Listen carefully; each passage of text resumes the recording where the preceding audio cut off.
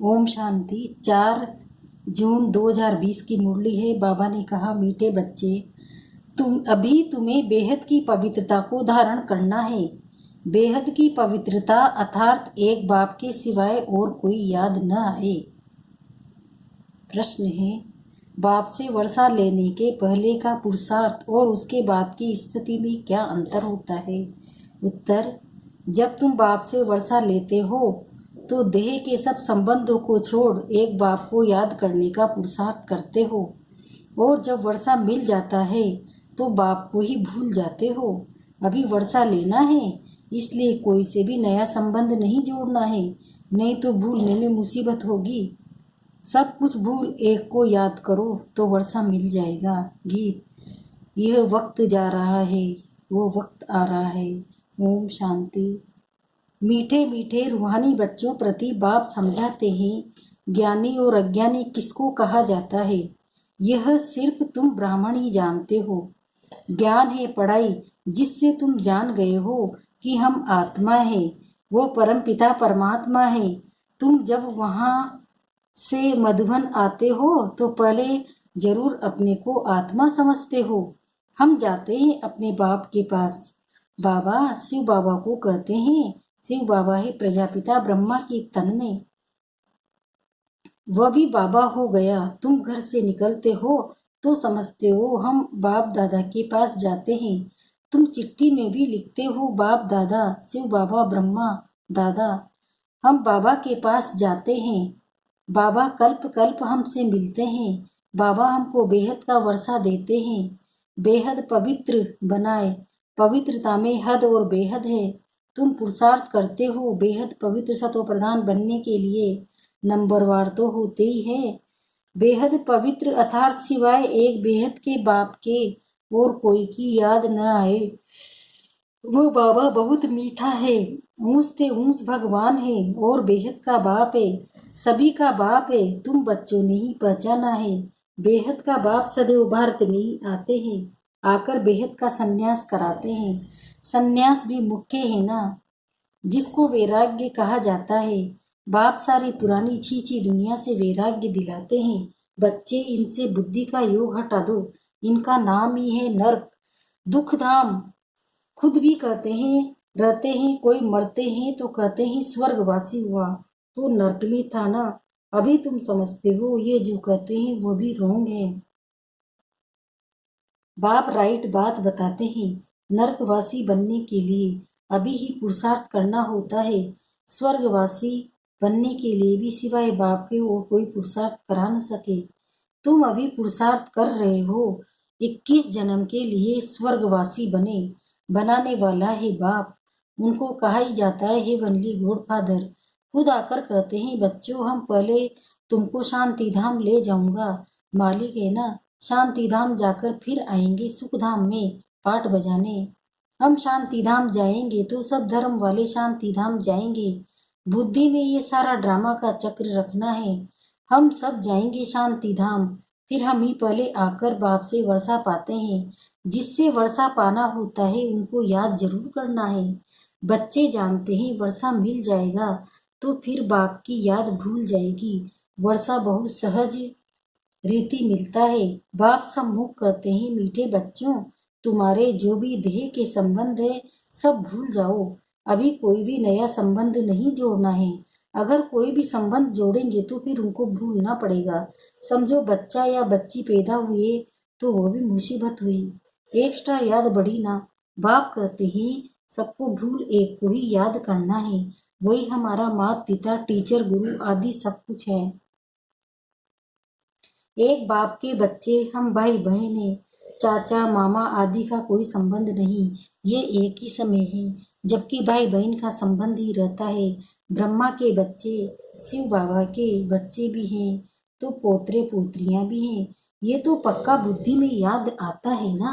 नंबरवार पुरुषार्थ अनुसार स्वदर्शन चक्रधारी तुम बच्चे चलते फिरते बनते हो। तुम बच्चे इस समय चेतन में लाइट हाउस हो। तुम्हारी एक आंख में मुक्ति धाम, दूसरी आंख में जीवन मुक्ति धाम है। वो लाइट हाउस जड़ होते तुम हो चैतन्य। तुम्हें ज्ञान का नेत्र मिला है। तुम ज्ञानवान बन सबको रास्ता दिखाते हो। बाप भी तुम्हें पढ़ा रहे हैं। तुम जानते हो ये दुख धाम है। हम अभी संगम पर हैं, बाकी सारी दुनिया कलयुग में है। संगम पर बाप बच्चों के साथ बैठ बात करते हैं और बच्चे ही यहाँ आते हैं। कोई कोई लिखते हैं बाबा फलाने को ले आवे, अच्छा है गुण उठाएगा, शायद तीर लग जाए तो बाबा को भी रहम पड़ता है, हो सकता है कल्याण हो जाए। तुम बच्चे जानते हो यह है पुरुषोत्तम संगम युग। इस समय ही तुम पुरुषोत्तम बनते हो। कलयुग में सब हैं कनिष्ठ पुरुष, जो उत्तम पुरुष लक्ष्मी नारायण को नमन करते हैं। सतयुग में कोई भी किसी को नमन नहीं करते हैं। यहाँ की ये सब बातें यहाँ होती नहीं। ये भी बाप समझाते हैं। अच्छी रीति बाप की याद में रह सर्विस करेंगे तो आगे चल तुमको साक्षात्कार भी होंगे, होते रहेंगे। तुम कोई की भी भक्ति आदि नहीं करते हो, तुमको बाप सिर्फ पढ़ाते हैं। घर बैठे आप ही साक्षात्कार आदि होते रहते हैं। बहुतों को ब्रह्मा का साक्षात्कार होता है, उनके साक्षात्कार के लिए कोई पुरुषार्थ नहीं करते। बेहद का बाप इन द्वारा साक्षात्कार कराते हैं। भक्ति मार्ग में जो जिसमें जैसी भावना रखते हैं उनका साक्षात्कार होता है। अभी तुम्हारी भावना सबसे ऊंच से ऊंच बाप में है, तो बिगड़ मेहनत सब बाप साक्षात्कार कराते रहते हैं। शुरू में कितना ध्यान में जाते थे, आप ही आपस में बैठ ध्यान में चले जाते थे। कोई भक्ति थोड़ी की, बच्चे कभी भक्ति करते हैं क्या? जैसे एक खेल हो गया था, चलो बेकूफ चले, एक दो को देखते चले जाते थे। जो कुछ भी पास्ट हुआ वो फिर रिपीट करेंगे। तुम जानते हो हम ही इस धर्म के थे। सत्युग में पहले पहले ये धर्म है, इसमें बहुत सुख है। फिर धीरे धीरे कलाएं कम होती जाती है, तो जो सुख नए मकान में होता है वो पुराने में नहीं। थोड़े समय के बाद वो भप का कम हो जाता है। स्वर्ग और नरक में तो बहुत फर्क है ना। यहाँ कहाँ स्वर्ग कहाँ ये नरक। तुम खुशी में रहते हो, ये भी जानते हो बाप की याद भी पक्की ठहरेगी। हम आत्माएं यही भूल जाते हैं तो फिर देह अभिमान में आ जाते हैं। यहाँ बैठे हो तो भी कोशिश करके अपने को आत्मा निश्चय करो, तो बाप की याद भी रहेगी। देह में आने से भी देह के सब संबंध याद आ जाएंगे। ये एक लो है। तुम गाते भी हो, मेरा तो एक दूसरा न कोई, बाबा हम बलिहार जाएंगे। हम वह अभी समय है, एक को ही याद करना है। आंखों से बल किसी को भी देखो, घूमो फिरो सिर्फ आत्मा को बाप को याद करना है। शरीर निर्वाह अर्थ कर्म भी करना है, परंतु हाथों से काम करते दिल बाप की याद में रहे। आत्मा को अपने मासूक को ही याद करना है। कोई की किसी सखी से प्रीत हो जाती है तो फिर उसकी याद ठहर जाती है, फिर वो रग टूटने में बड़ी मुश्किलात होती है। पूछते हैं बाबा ये क्या है? अरे तुम नाम रूप में क्यों फंसते हो? एक दो को तुम देह अभिमानी बनते हो, एक दो में तुम देह अभिमानी बनते हो और दूसरा फिर तुम्हारा कोई फास्ट का हिसाब किताब है। यह धोखा वो धोखा देता है। बाप कहते हैं इन आंखों से जो कुछ देखते हो उनमें बुद्धि न जाए। तुम्हारी बुद्धि में यह रहे कि हमको शिव बाबा पढ़ाते हैं। ऐसे बहुत बच्चे हैं जो यहाँ बैठे भी बाप को कभी याद नहीं करते। कई तो यहाँ बैठे भी याद में नहीं रह सकते हैं। तो अपने को देखना चाहिए हमने कितना शिव बाबा को याद किया, नहीं तो चाट में रोना पड़ जाएगा। भगवान कहते हैं मीठे बच्चों तुम मुझे याद करो, अपने पास नोट करो, जब चाहे याद में बैठ जाओ। खाना खाकर चक्र लगाए 10-15 मिनट आकर बैठ जाओ याद में कोई, क्योंकि यहाँ कोई गोरख धंधा तो है नहीं। फिर भी जो काम काज छोड़कर आए वो कोई कोई की बुद्धि में आता रहता है। बड़ी जबरदस्त मंजिल है। तब बाबा कहते हैं अपनी जांच करो, ये तुम्हारा मोस्ट वैल्यूबल टाइम है। भक्ति मार्ग में तुमने कितना टाइम वेस्ट किया है, दिन प्रतिदिन गिरते रहते हो। कृष्ण का दीदार हुआ, बहुत खुशी हो जाती है। मिलता तो कुछ भी नहीं है, बाप का वर्षा तो एक ही बार मिलता है। अब बाप कहते हैं मेरी याद में रहो तो तुम्हारे जन्म जन्मांतर के पाप मिट जाएं। स्वर्ग का पासपोर्ट उन्हीं बच्चों को मिलता है जो याद में रह अपने विकर्मों को विनाश कर कर्मातीत अवस्था को पाते हैं। नहीं तो बहुत सजा खानी पड़ती है।